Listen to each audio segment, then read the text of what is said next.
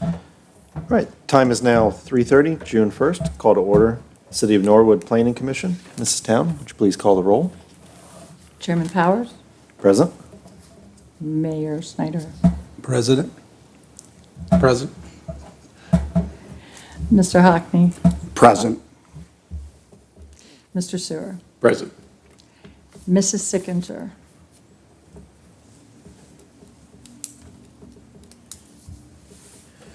Okay, next item on our agenda is approval of minutes. I have a motion to approve the minutes of the March 6th, 2022 meeting. April? Is it I have- actually March? April. Oh, pardon me, April. Thank you. The I'll make April the minutes. motion. Do I have a second? I'll second. Mrs. Town, would you please call the roll? Mayor Snyder, Yes. Chairman Powers, Yes. Mr. Hockney, Yes. Mr. Sewer, Yes.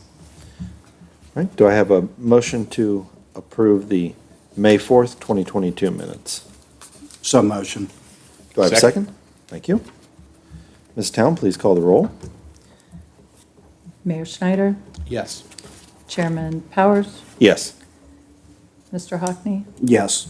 Mr. Sewer, Yes. Thank you. Moving on to old business. Item 1 has several parts. Our ongoing zoning ordinance amendment review. Item 1A, we were not able to schedule a draft today for the public hearing. We will be looking to schedule that for our July 6th, 2022 meeting. Because we don't have a draft ordinance at this time. I do want to just take a minute, though, and I want to I know the law department has been doing a ton of work and has been absolutely swamped, so I understand why this particular item wasn't able to get here for this. I do appreciate all the work that you guys do and recognize how much work has been done here lately, and a lot of it has been very difficult work, so thank you. Moving on to item C1B, the discussion on a draft of permeable porous paving. I believe everybody received that. And would like to open it for discussion on that topic.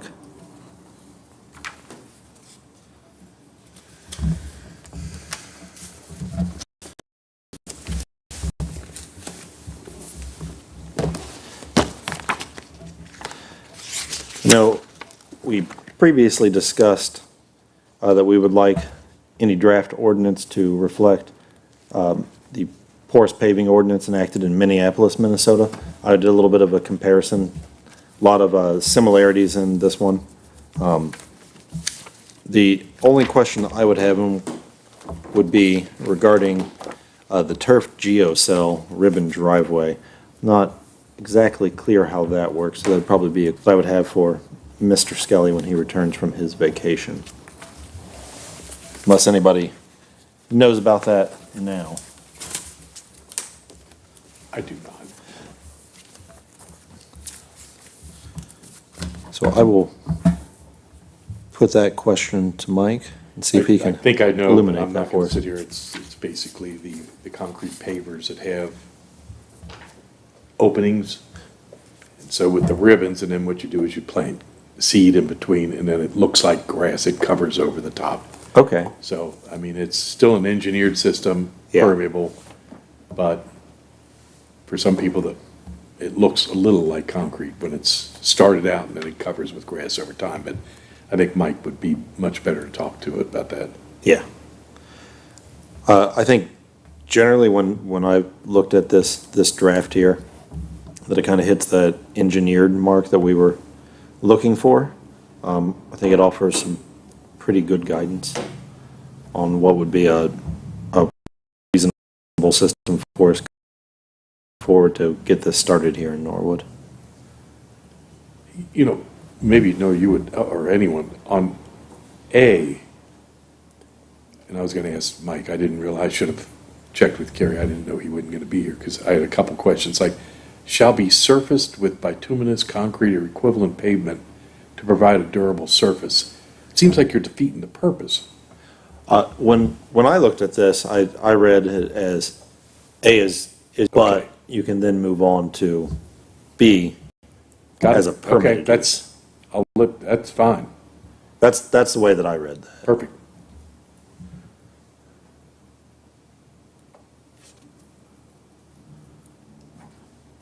Right.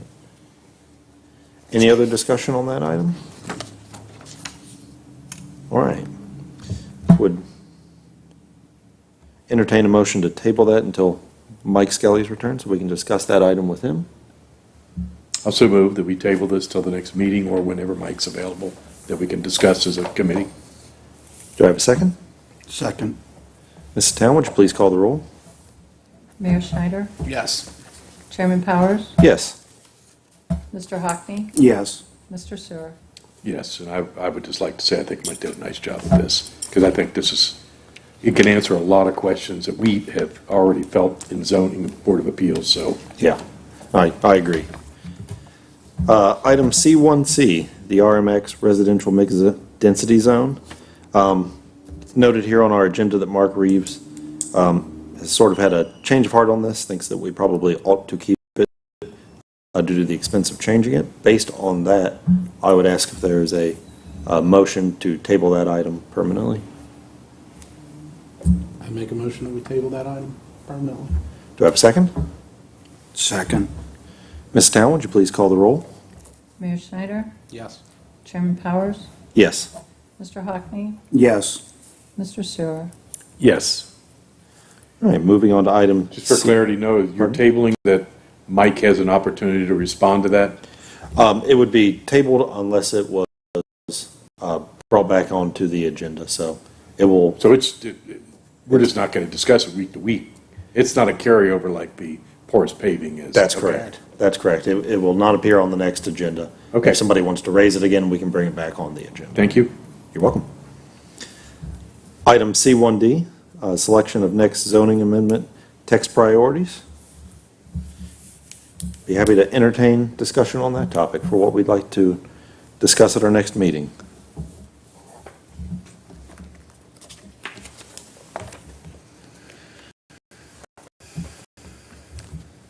This does refer back to the chart that Mike had provided for us back in December of number of different changes that could be brought about. Did we finish our row home townhouse policies and we opened that discussion, then we sort of closed it? Closed it. But then there were other sort of things that came to light and we were like, well, maybe we should be. We did fences, we did quite a few other things, Vic, and I think we've left this one in the future. I don't, it's one of those cases where I think Mike's got something definitely that he wants to discuss. And I think, I'm not sure. Well, I think he brought it, do you mind? Is that okay? Please. I think he brought it up because we had the application on Globe, and he realized that we didn't really have anything in our code that addressed those type of things. So, he thought it would be a good idea, since there was one already, where there's one, another follows, perhaps. So you should get ahead of it rather than wait till there are a bunch. And I think that was his thought. Yeah. And that was when he first got here, and he was trying to, it just kind of hit him right in the face. You don't have anything. I think that's something we should have on the agenda for discussion next time. Okay, row homes, townhomes. And I think I would probably add to that the associated parking demands for that sort of development. If you end up with row homes with a lot of curb cuts, because there's a lot of garages right there, you can lose a lot of on-street parking very quickly, and so how should that be handled?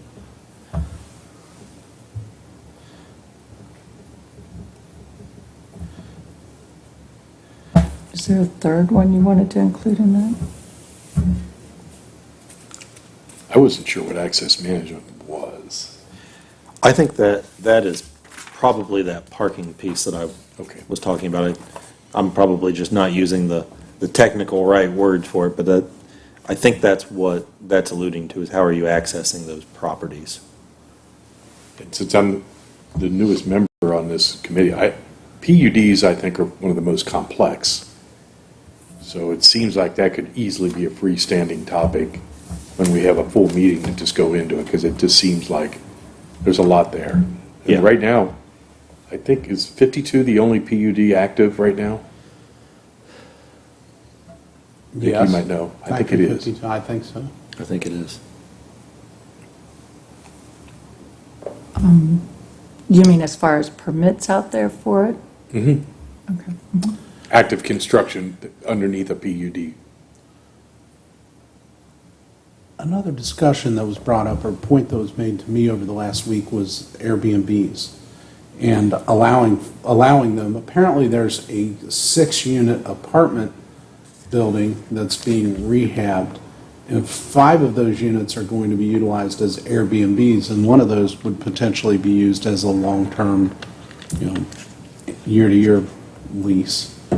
And the resident that was talking to me was asking how hotel tax, how that works with the codes that we have, and is there? And I know that in the House, they're actually looking at legislation to sort of clip the wings of municipalities from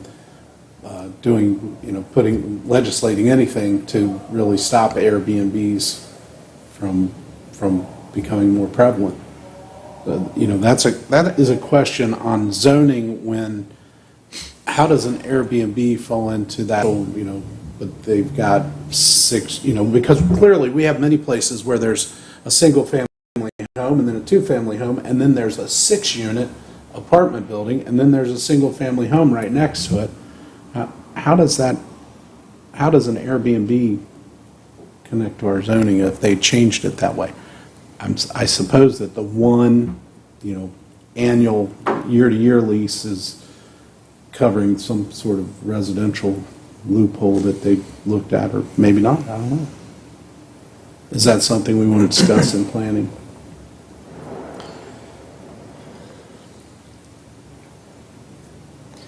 I think I'd be curious to see where the state legislation is going. Because if that comes in and preempts us, although probably a good thing to have would be for, if Mike could provide us some kind of status update on where that legislation stands, and that may let us know whether we want to get more in the weeds on that or whether we want to wait some time out and see where they land. I'm more interested in the gray or ambiguous areas in our zoning that lets a person buy a place and make it into a B&B that has a rotating door, and it's a hotel ultimately, but he's running it as it's my B&B, and how did that, not to say that the city needs to get its hands on that hotel tax, but we passed a hotel tax for a reason. That makes sense. So add a short-term rental. So That has come up already in the building department. The department helped us with those that actually asked the question. There are probably a lot out there that don't bother to ask us.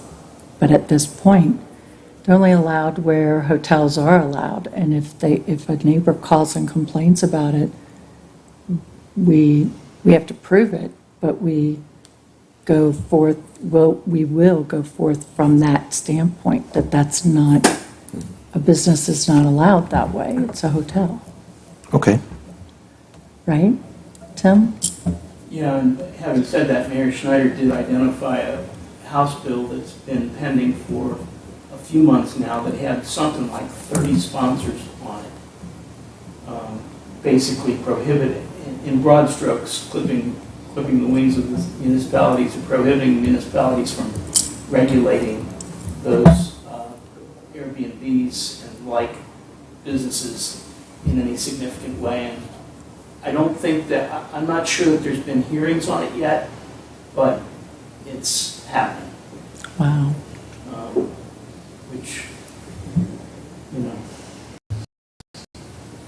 may limit our discussion to academic things.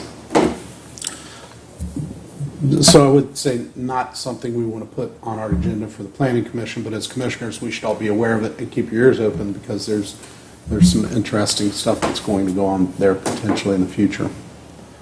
So really, the only one I looked at and said, would be that we really want Mr. Skelly to look at is the row home townhouses and access management policies. And I think that can be probably a meeting in and of itself. I agree. Right, any other discussion on that item? All right, moving on to item D, new business. Discussion on mobile food vendor, food trucks, push carts. Currently, this activity is not expressly addressed in our zoning ordinance, but there is a regulation referencing a prohibition on outdoor sales in various city zones. Zoning could be used to make some regulations on this. General code could also regulate it through licensing. So there are two different ways to regulate the food trucks. On the private land, they could be regulated through zoning, or on those parcels or on the street, they could be regulated through licensing. So there is potentially a role for the Planning Commission to play in this, or we could decide to leave the zoning as it is and allow council to take action on this. But right now, we do have food trucks that are on private parcels that are probably not permitted based on what our zoning code says now.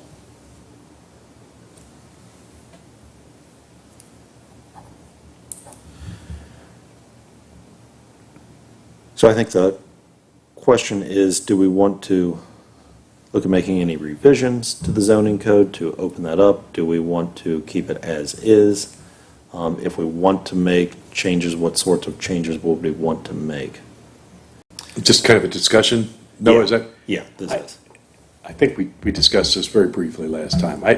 My only issue, and it's only because I go to that gas station just about 3 times a week, I just want to make sure that if somebody's coming to Norwood to get food, I think they would assume that there's a certificate of the Board of Health in that trailer, and somebody's paid for that. And I just don't know. I guess I could ask, but to me, the zoning is not near as big because it's private property. Plenty of parking. It's not a parking issue at all, and at least not in my opinion. And I mean, I'm not afraid to stop there. It's not like it's bringing, weirdos of this city. I mean, it's just the fact that I just would like people coming and eating out of trucks that are parked in Norwood to know that we've certified them in some fashion. They paid their $150 or whatever they got to pay for a license that's hung up in the window, or if they won't do that, they got to move. Mm-hmm. But I don't know that zoning, it doesn't feel like, now, obviously you said 2 things, public and private.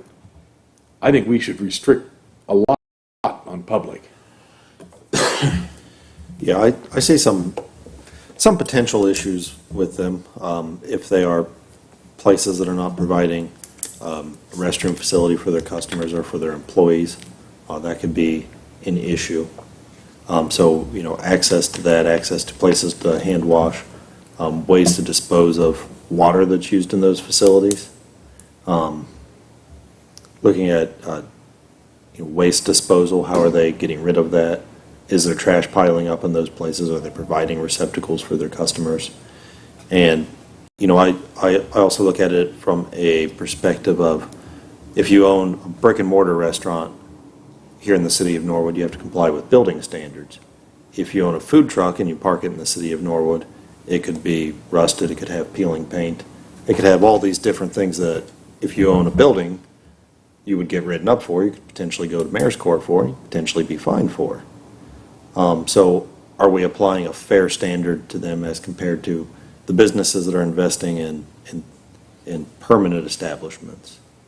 So I think potentially there's some role for zoning to play in that.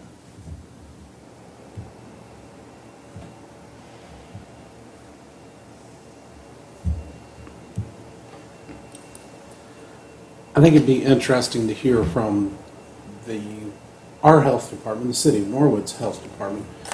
My understanding is that we recognize the permitting from Cincinnati. So Hamilton County permitting for those is permissible, and they can go anywhere in Hamilton County, is my understanding of it. I don't think they pull up or if you pull up and say, show me your City of Norwood permit, they wouldn't pull out a City of Norwood permit and say, here it is. It would say Hamilton County. I think it would say Hamilton County. I think that's part of it. I think the whole point of this being brought up is putting permanent infrastructure in place on property to facilitate a food truck that sits there 24/7, 365, and does business that competes with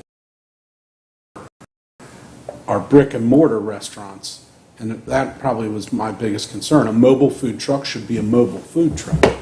And when you put brick and mortar, or when you put infrastructure in place because they want to run a 480 volt grill in there, then that's different. And then are they going to put bathroom facilities in there? Are we going to plumb water and sewer to it? Well, then where does it stop being a mobile food truck and become a restaurant, brick and mortar? So that really is probably the biggest crux of why it came up. Now, I don't know that maybe we just need to define what a mobile food truck is somewhere within our ordinances to say, a mobile food truck, it doesn't stay in the same position, more than a certain period of time, or I don't know how that's done. I mean, I'm sure there's other communities that have tackled this also.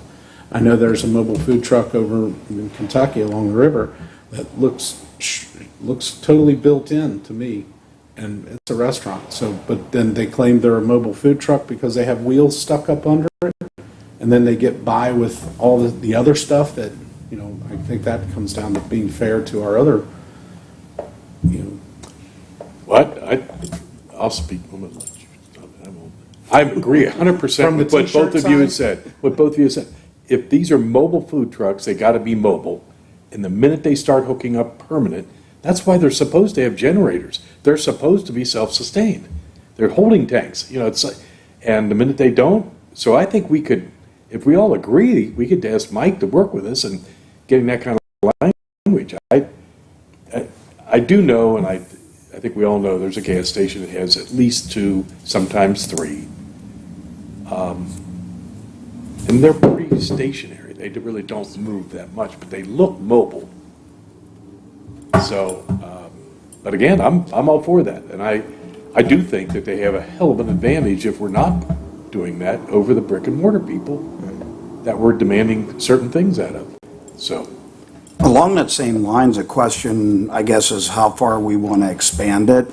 If you look right up here at Surrey, or next to Surrey now, there's a barbecue spot that has got equipment laid out that is set up just as a restaurant would be, but they're claiming property. There's no wheels, anything to go with that. Would that fall under what we're talking about as someone that needs to be regulated a little stronger by us, or have to get mobile and move it around a bit? So how far do we take that? I think with the one that you're talking about there's even a question of, is that a food truck? Right. I mean, it's really a couple of separate things. It's a trailer that they're serving from, but it's also a 16-foot trailer that has a bunch of smokers hooked up to it. So, is that a food truck or is that something else? And I think you can make a pretty fair argument that that is something else. But as far as regulating it, do we put it under the same as a mobile food, or is that a third category we create just to regulate pop-ups? That's a good question.